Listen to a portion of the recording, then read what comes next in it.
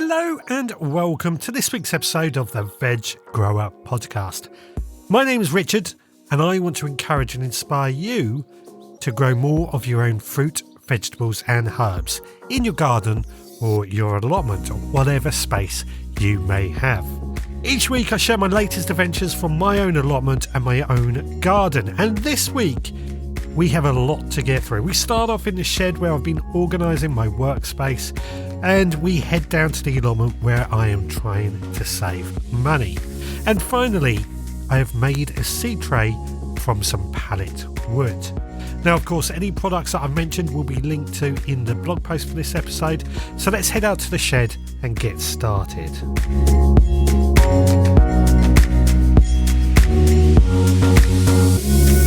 Well, you join me in my garden shed down the bottom of my garden, and what with so much time on my hands over this last week, I've actually had another sort out inside this shed. Now, I actually believe a tidy shed is much more efficient to work in, and like many of us, we've got work to consider and things like that. Well, I don't have work at the moment, but we want to be as efficient as we can in order to save time.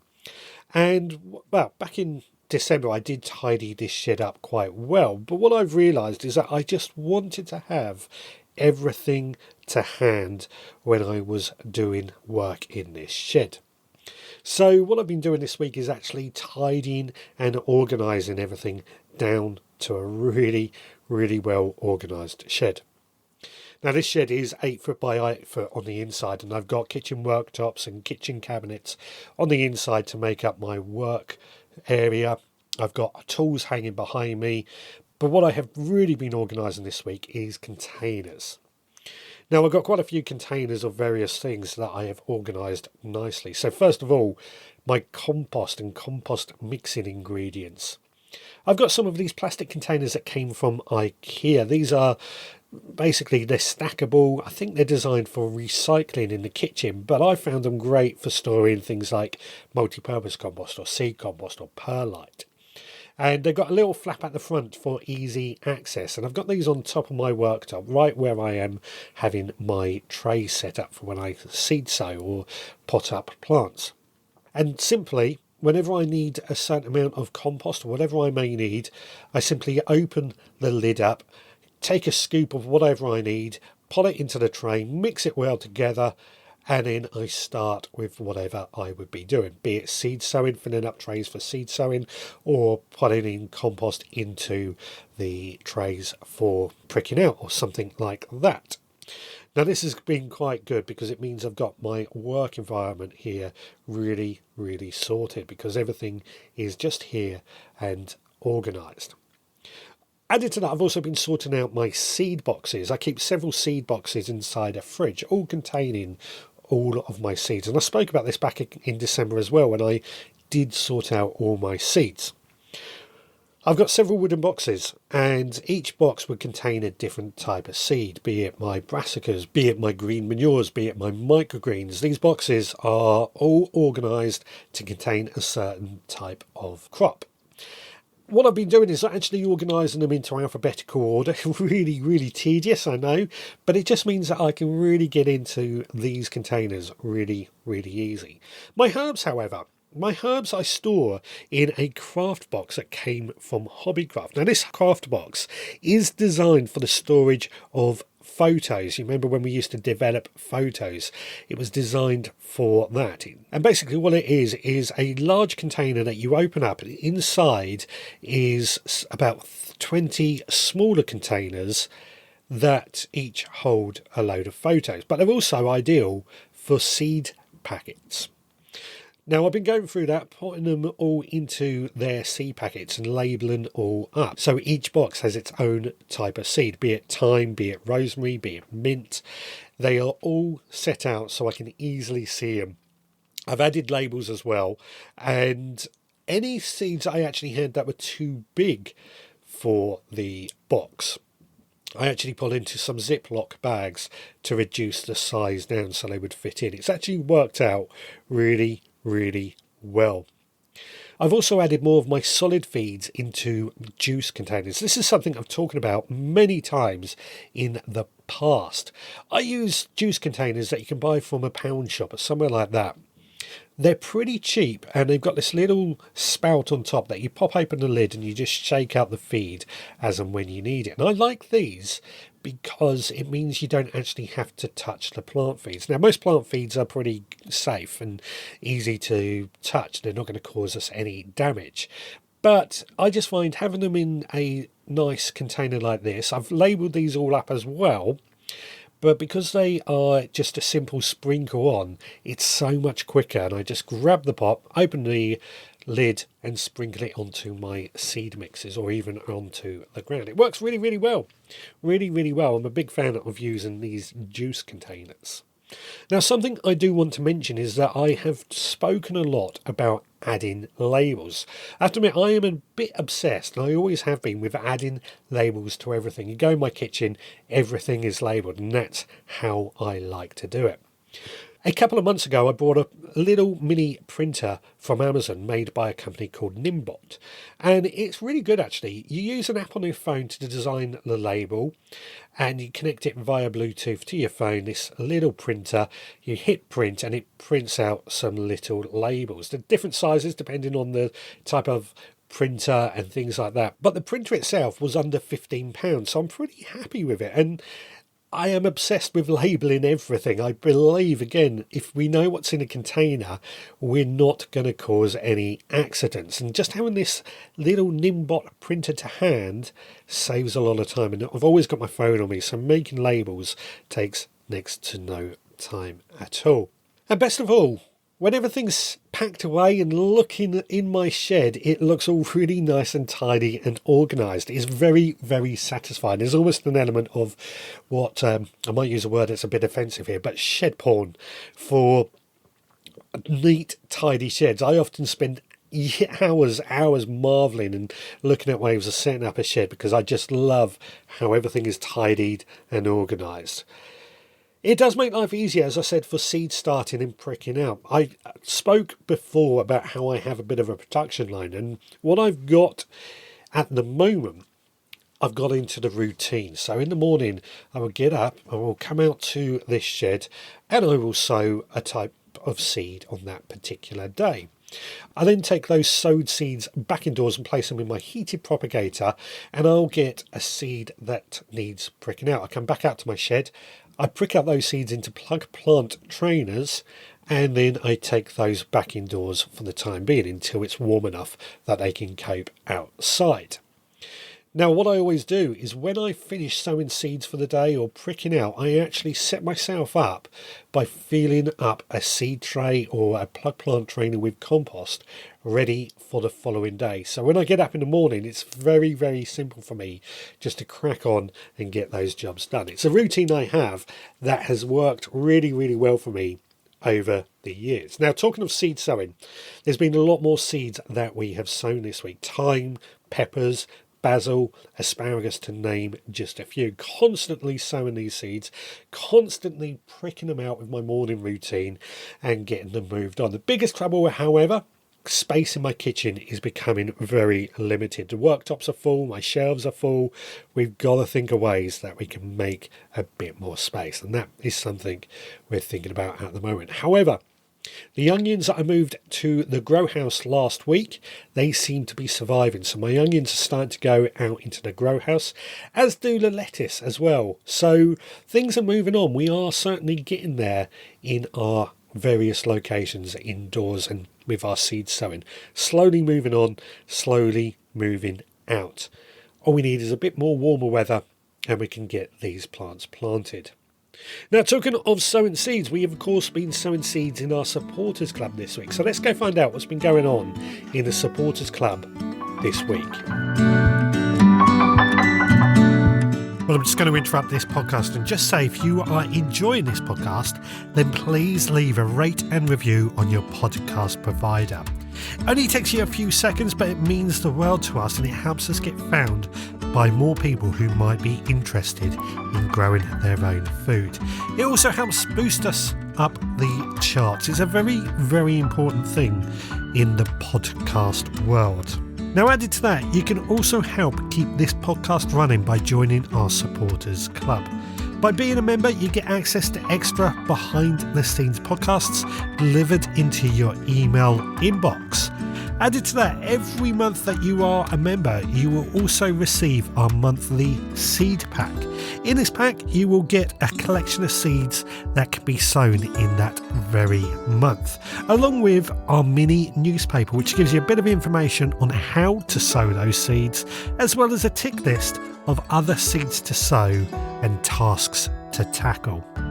And all that is just £5 a month, which I think is great value. And more importantly, it helps keep the podcast running by paying for our web hosting and other pieces that form part of this podcast. Now, this week in the club, we've actually been sowing some landcress, which is a delicious and tasty seed leaf crop. And we also have been sowing some Brussels sprouts, which of course is a winter staple, but it does take a long time to produce any food. Now, if that is something you would be interested in, then please head to the veggrowpodcast.co.uk to find out more. Now, let's hear what's happening down on the allotment. Well, you find me down on my allotment today, and as you know, at the moment, I am out of work and currently searching for work. And that means that my allotment, I'm spending more time on the allotment actually, but my allotment for me, I have to look at it as a way of trying to save money. I went through this 5 years ago when we went into COVID, but at the moment, I'm really looking to save money in allotment. Now, to me, an allotment is meant to be about saving money anyway. It's a leisure garden. It's enjoyment. And often we see other allotment holders will have things on their allotment that they've made out of scrap materials, be it pallet wood or corrugated iron and things like that. In fact, many of my beds have used recycled or upcycled timber. Original beds were made out of pallet wood, or my corrugated iron beds that I made out of the corrugated iron from some sheds I had dismantled at home. But saving money on the allotment is not easy. My first allotment, I spent quite a bit of money buying things that I either didn't need or got too excited and carried away, or just didn't give us return on the investment and things like that. Now, one of the things that I did today is I saw on our Facebook group for our allotment sites, somebody was giving away a metal raised bed. This is about 1 metre square, about 50 centimetres tall. So it's a fair size, made out of fairly thin metal, but it's a bed at the end of the day. And I've grabbed that and I've popped that into place in an area where I think it is going to go quite well. It just uses up a bit of wasted space in many ways. It's going to take a lot of compost to fill it up, but it was a free bed nonetheless. Now, talking of compost, something that has been bothering me for a while is being able to produce enough compost, and this is always a challenge on the allotment. Back at home, because I have chickens, I always have a lot of material to make compost with. But down on the allotment, I don't have chickens, which means I have to try and keep every piece of organic material in order to make compost. Now, this goes in with all our lawn clippings that I do use as a mulch as well, but all our lawn clippings, all our prunings, our weeds, everything like that I use for compost material. And compost material, we need equal levels of greens and browns. Greens being things like foliage, lawn cuttings, anything that you can imagine is green but will rot down quite quickly. Brown materials, however, are things like wood clippings and cardboard. Now, we've got quite a bit of wood clippings from all the trees and things that I've cut over the winter, and I've stacked those up in a pile in order to sort of see them out throughout the year and try and use them up. They will come in use. They will not get wasted. They will be used. But the trouble is we have so much of it and not enough green material that I don't really know where to pot it all. That's not going to be a problem. As soon as the grass starts growing, we end up with a lot more green material. So soon we will end up with a lot more green material, and soon that will fill up all our compost bins and produce decent compost. The trouble is what we got, my large compost bin is completely full of material at the moment. It will reduce down in time. My second largest compost bin, that has reduced down. That has actually got compost in it, but it's reduced down by about half. And then I've got several Dalek-style compost bins that are also rotting down. Now, what I've done with these Dalek-style compost bins is I've removed all the material from the inside and I've put them into my half-size compost bin. This is just so that all that compost material is stored, ready to use. It is rotted down. There's some that hasn't rotted down, but we've just incorporated that, give it a good mix, and that will build up our compost reserves, which is going to be great when we actually need it. Now, this frees up our compost bins, our Dalek compost bins, to start filling those up with all this material that as and when we need it, particularly the bin that is around the tree stump that I spoke of last week. Now, one of the other things that I find as a source of material for compost is I'm lucky enough that we have an allotment association here, and we pay £5 a year to be a member of our allotment association, which I think is great value. It gives us access to wood chippings and horse manure when they are delivered to the site. But it also gives us access to the allotment shop where we can buy seeds, seed potatoes, compost at very low prices. £5 a year I think is an absolute bargain, and highly recommend, if you have an allotment association, become a member, because the savings you make will more than pay for the price of membership. Well worth doing. Now, one of the other things that I've been doing today is that with all this spare time that I've had off, I've cleared out my garage and I've got loads and loads of cardboard. And cardboard for me is another great resource for compost material. It's a brown material, as I said earlier. So I brought all that cardboard down to the allotment. I've put it in my shed for the time being, but we've used cardboard quite a bit here on the allotment over the years. And any of my empty beds where the green manures have started to get killed by frosts, we're now filling that up with cardboard, or covering it over with cardboard. Same as some of my problem areas. Top of the allotment I've covered over with cardboard, and that would just reduce the weeds. Now, cardboard will eventually rot down. It will deteriorate. In fact, some of the beds that I placed cardboard over in the winter, before the winter really, that cardboard has started to deteriorate, just showing off some bare soil. But what's good about that, there's no couch grass poking through. So it goes to show that cardboard as a weed suppressant cover does work, and it will rot down.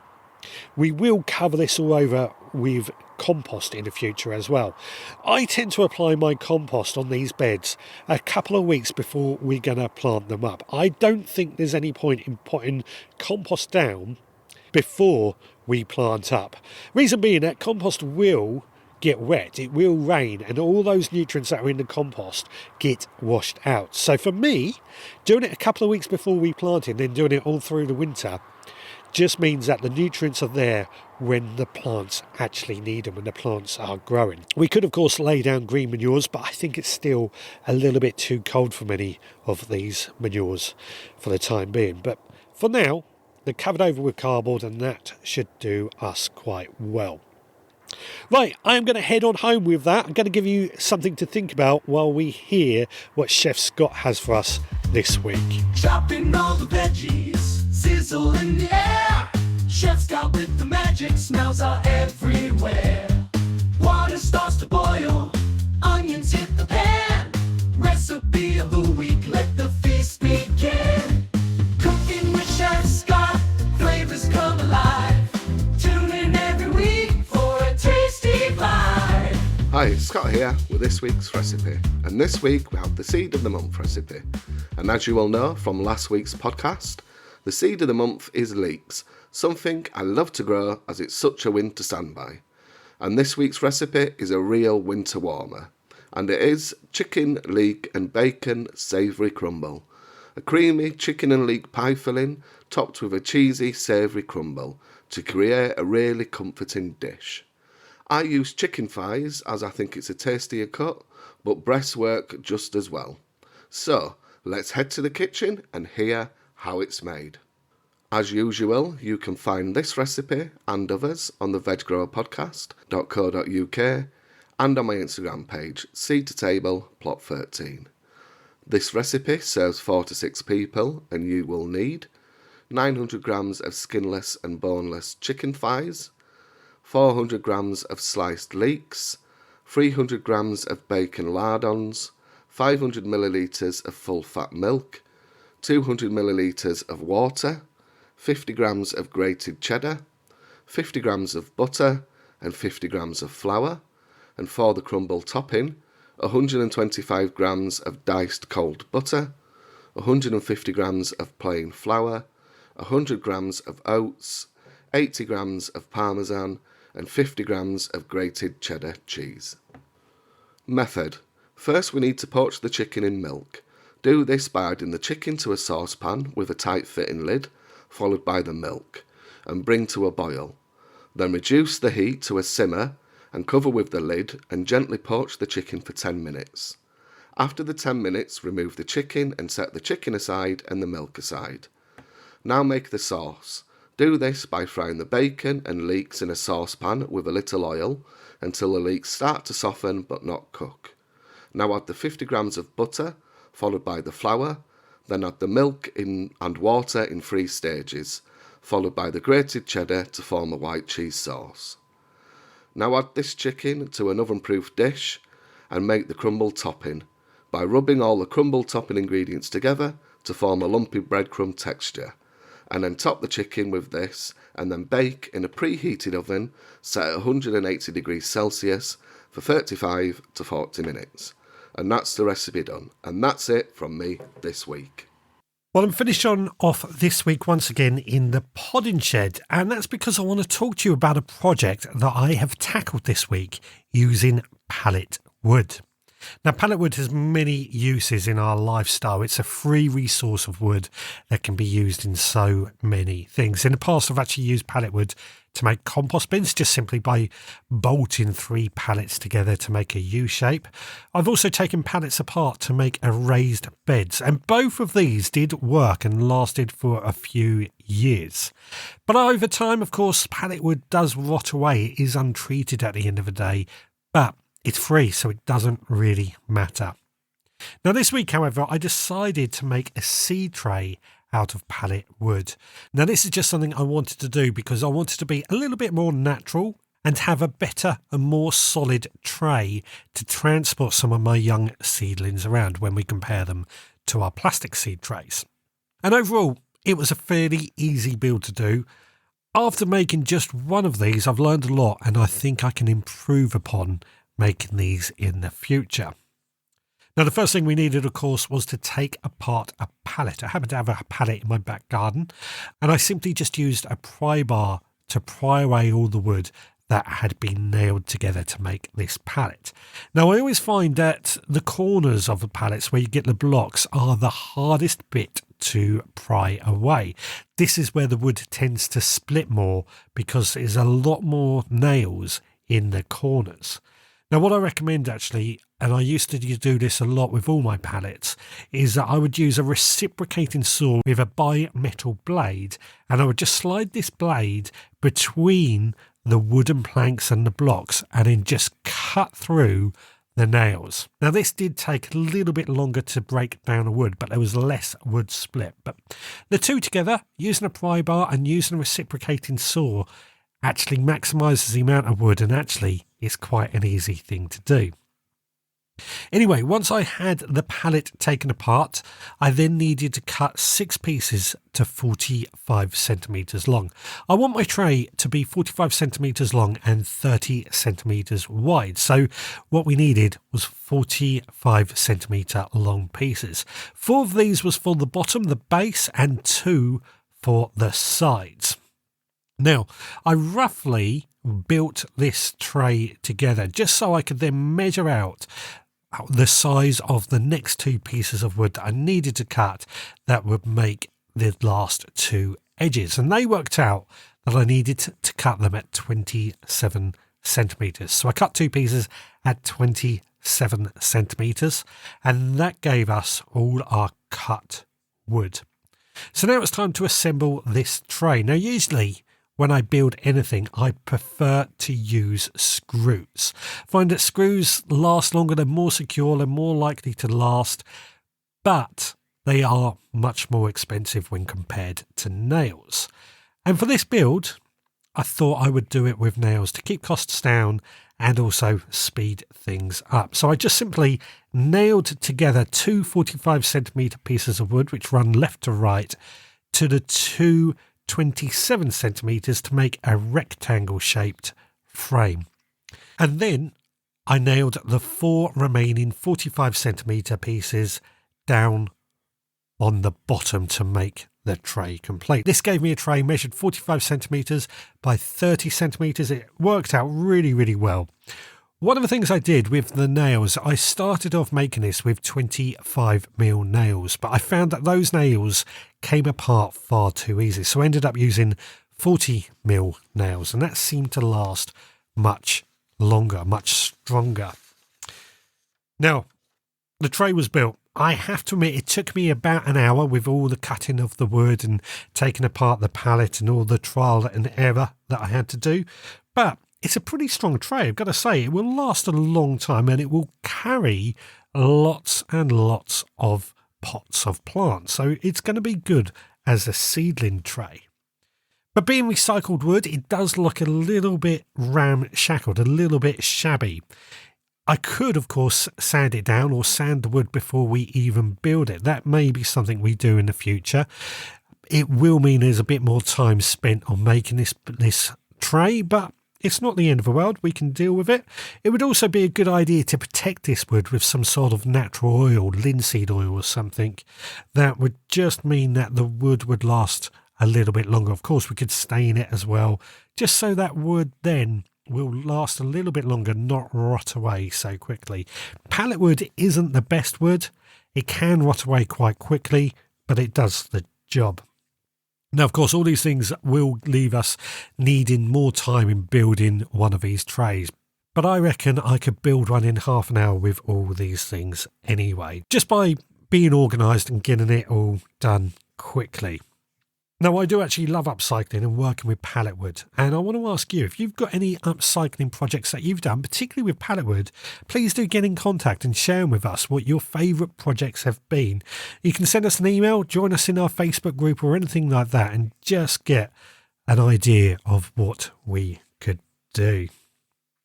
Now, each week I do ask you to rate and review, and as I said, it helps us out a lot. It's really, really important, and we've had a couple of reviews over the last week. The first comes from Martin. Now, Martin says, "Hi Richard, another great episode. I have been an avid listener of your podcast since I first discovered it around 6 months ago. I find it such an easy listen, and the advice you offer us allotment holders is second to none. Like yourself, I sow my first early potatoes on the 17th of March every year here in Northern Ireland. I sow Pentland javelins, and they are so tasty. Thanks again, and keep up the good work, Martin." Thank you very much for that, Martin. Very pleased to have you as a listener, of course, and it's so good to hear that somebody else uses March the 17th for sowing potatoes. I've had quite a few fellow gardeners in the past tell me that Easter is best, but when I've pointed out that Easter moves, they suddenly realise a slight flaw in that plan. And Pentland Javelin, another great potato. Lynn has also left us a review and she says, "Hi Richard, I totally agree with you regarding the relationship between my plot and my mental health. I started listening to you during the pandemic. I didn't have a plot then. Now fast forward, I've had my plot 16 months now. It is totally crucial to my mental health and well-being, especially there having some time by myself, no phone. The whole experience is so beneficial. I hope things for you and your job situation are okay. Enjoy your plot, plus let it help you take to the next step." I've got to say, I also had an email from Charlotte in Guernsey who echoed that same sentiment. And I've got to say, thank you for everybody that did reach out, especially with things on the job front. It's always a pleasure, and it always lifts my spirit when I hear back from listeners, especially when they are full of good wishes, because it is very easy to get so self-absorbed when you're depressed or down. And job hunting, I've discovered, is not as easy as I thought it was going to be, but we're keeping a positive mental attitude. We will be okay at the end of the day, We've got lots of options and lots of avenues that we're looking at as well. But thank you, Lynn, thank you, Charlotte, and thank you, Martin, for reaching out. Well, we are coming to the end of this week's podcast. Don't forget to check out the blog post for any links or products that I've mentioned in today's podcast. Some of these might be affiliate link, but just head to the veggrowerpodcast.co.uk to find that. Also, while at our website, please do leave a comment on a blog post or maybe even a voicemail using our SpeakPipe service. It's always good to hear back from listeners as well. If you want to get in touch, my email address is richard@veggrowerpodcast.co.uk if you should want to send an email. Also, please consider becoming a member of our supporters club through our website. It really does help us out massively. And don't forget, you can follow us on social media. We will be back again next time, so until then, please take care.